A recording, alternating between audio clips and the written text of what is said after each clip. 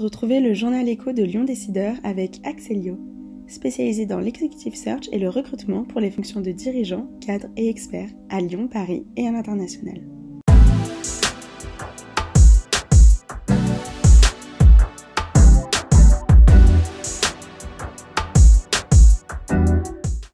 Bonjour et bienvenue dans le journal écho de Lyon Décideur. Où vont les tribunaux de commerce après les conclusions des États généraux de la justice?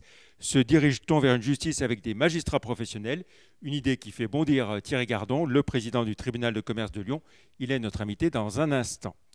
À retenir en bref, pour commencer, EM Lyon qui change d'actionnaire financier. Le fonds Galileo Global Education, porté par la famille Bettencourt, BPI France et un fonds souverain canadien, va remplacer Qualium, qui était arrivé voici tout juste 3 ans, et n'aura finalement injecté que 40 millions d'euros sur les 100 prévus au maximum, faute d'acquisition. Galileo apporte 50 millions d'euros, tandis que la CCI Lyon Métropole garde 51%. Le tandem Galileo-BPI France possédera 46%. Plusieurs entreprises lyonnaises, dont Biomérieux, devraient rejoindre aussi le tour de table de EM Lyon. Galileo détient 53 écoles dans une douzaine de pays et permettra ainsi à EM Lyon de pouvoir ouvrir à court terme des campus à Londres, Milan, Berlin et Oslo.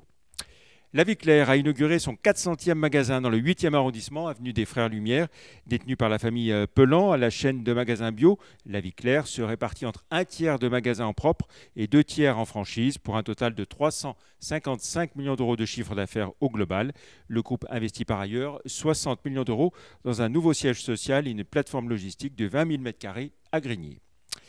Axelio vient de procéder à sa 3e levée de fonds de 50 millions d'euros avec possibilité de monter jusqu'à 80 millions d'ici au 2e trimestre 2023.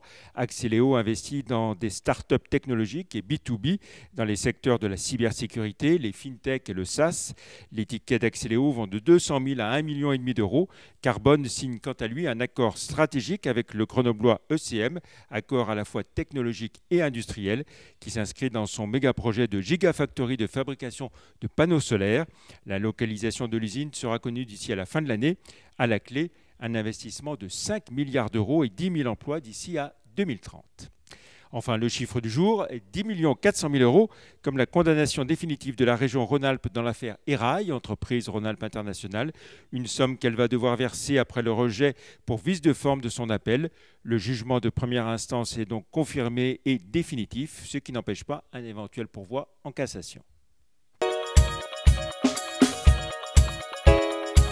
Voilà, on retrouve à présent notre invité Thierry Gardon, président du tribunal de commerce de Lyon. Bonjour. Bonjour Jean-Pierre. Merci d'avoir accepté notre invitation. Alors, président du tribunal de commerce, c'est un président soucieux, voire en colère contre les conclusions des États généraux de la justice et le rapport Sauvé concernant la juridiction consulaire. Le serpent de mer de l'introduction de magistrats professionnels dans les tribunaux de commerce refait surface. Ça vous agace beaucoup? Pourquoi ? Alors, j'inverserais plutôt, je dirais plutôt en colère d'abord et soucieux ensuite. Pourquoi ? Parce que je dirais le rapport qui a été produit et rendu au président de la République le 8 juillet, c'est un rapport dans lequel on a un certain nombre d'allégations qui portent sur la compétence notamment et les conflits d'intérêts qui peuvent intervenir au sein des juridictions consulaires. Donc, on a trouvé, il y a une réaction violente des juges consulaires considérant que finalement leur bénévolat était bien mal récompensé par un constat, par des allégations qui n'étaient pas établies à partir d'un constat. C'est quoi? C'est quand même climat de suspicion qui vous dérange? Non, je pense que en fait, bon, il y a une volonté, et je crois qu'après, c'est pour ça que je disais soucieux dans un second temps, parce qu'il y a une vraie volonté d'évolution de cette justice commerciale. On parle d'un tribunal des affaires économiques.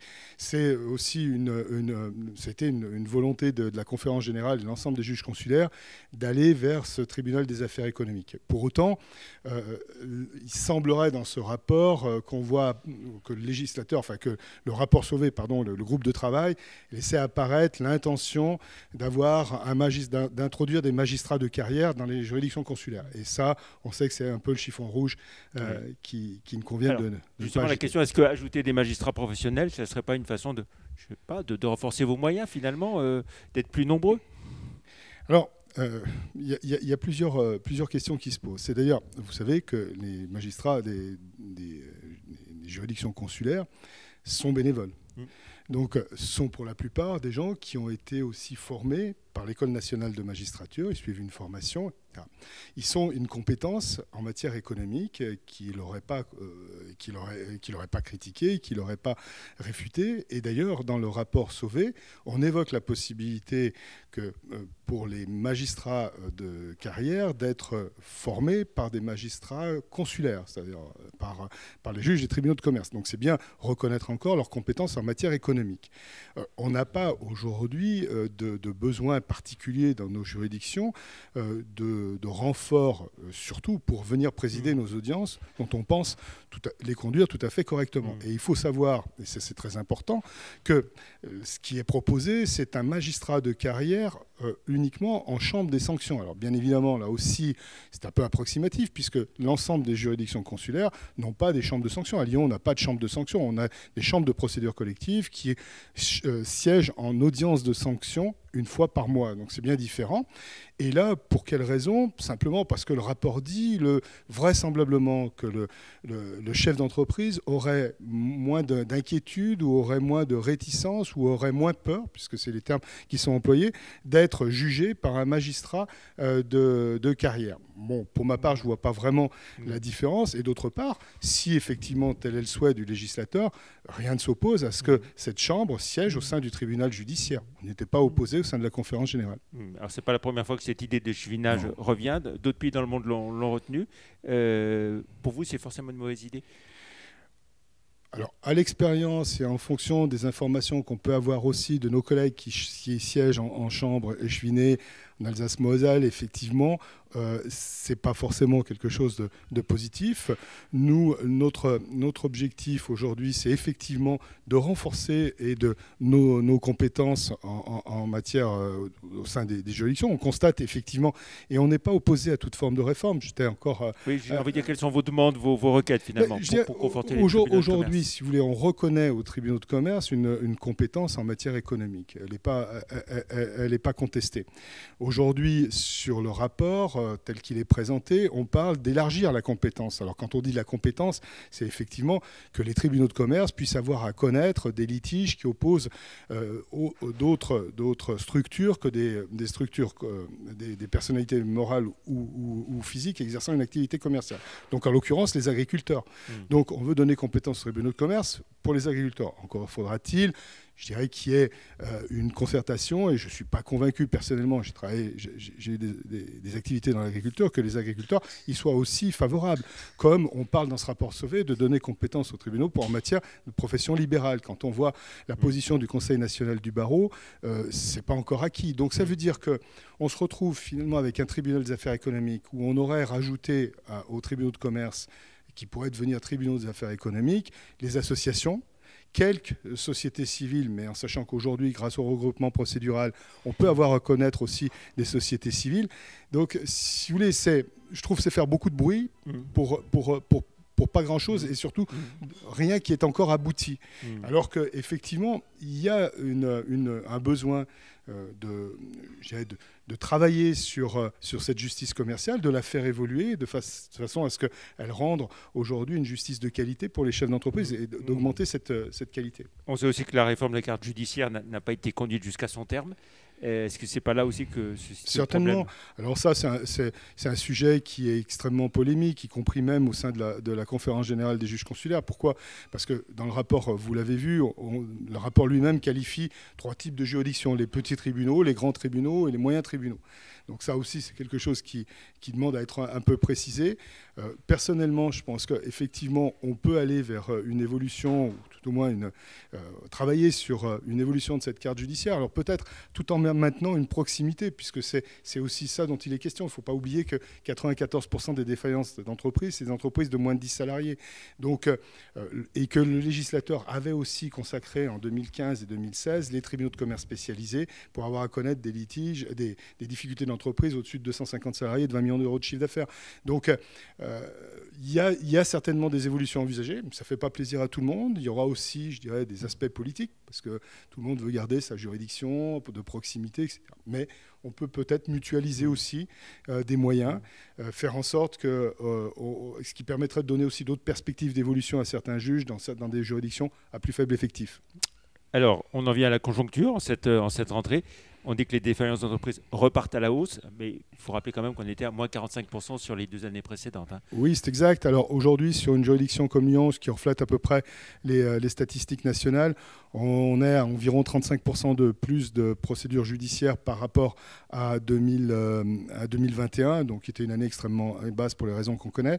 Mais par contre, l'amiable augmente de façon très importante, donc notamment la conciliation qui a été consacrée par les textes, comme j'ai une procédure qui va permettre la restructuration des PGE et surtout permettre de maintenir la garantie de l'État sur des PGE dont la durée d'amortissement aura été allongée. Oui, c'est-à-dire qu'on peut renégocier son PGE sur une durée plus longue, mais il faut passer par une conciliation. Par une procédure de conciliation et un accord, un protocole qui sera soit constaté, soit homologué par le tribunal, constaté par le président, homologué par le tribunal. Voilà. Est-ce que vous êtes quand même inquiet au-delà de ça? Oui, je reste inquiet parce que je pense qu'on n'a pas encore traité les difficultés des entreprises. C'est-à-dire que, en ce qui concerne, par exemple, les organismes sociaux, effectivement, ils ont repris leur voie de recouvrement amiable, recouvrement forcé, dans certains cas, certaines assignations aussi. Mais on traite des dossiers des entreprises qui étaient en difficulté, je dirais même avant le Covid.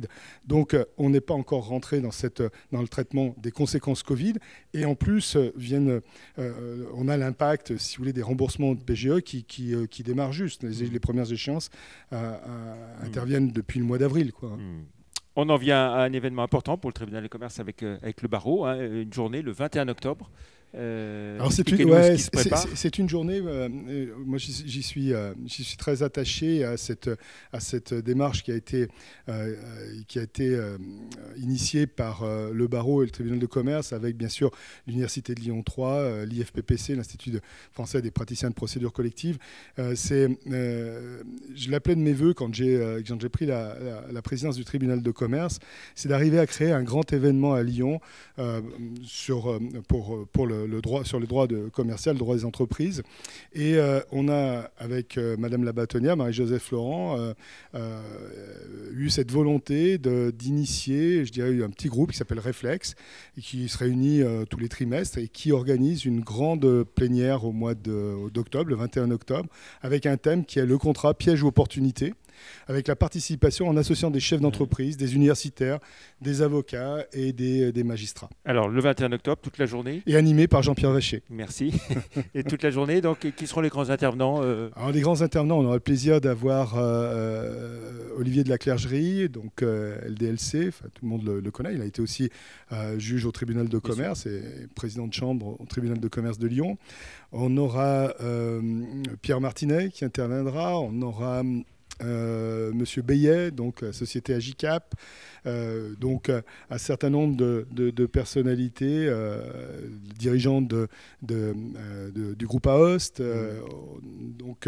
Et pour s'inscrire alors pour s'inscrire, donc vous allez avoir une communication dans la semaine qui vient. Donc c'est ouvert bien évidemment à tout le monde, chefs d'entreprise et professionnels du droit.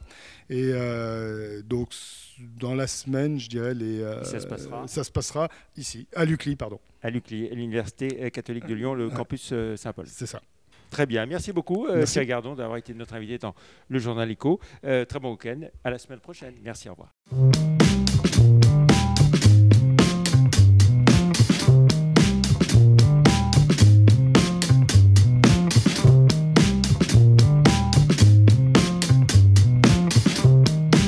C'était le Journal Écho de Lyon Décideur avec Axelio, spécialisé dans l'executive search et le recrutement pour les fonctions de dirigeants, cadres et experts à Lyon, Paris et à l'international.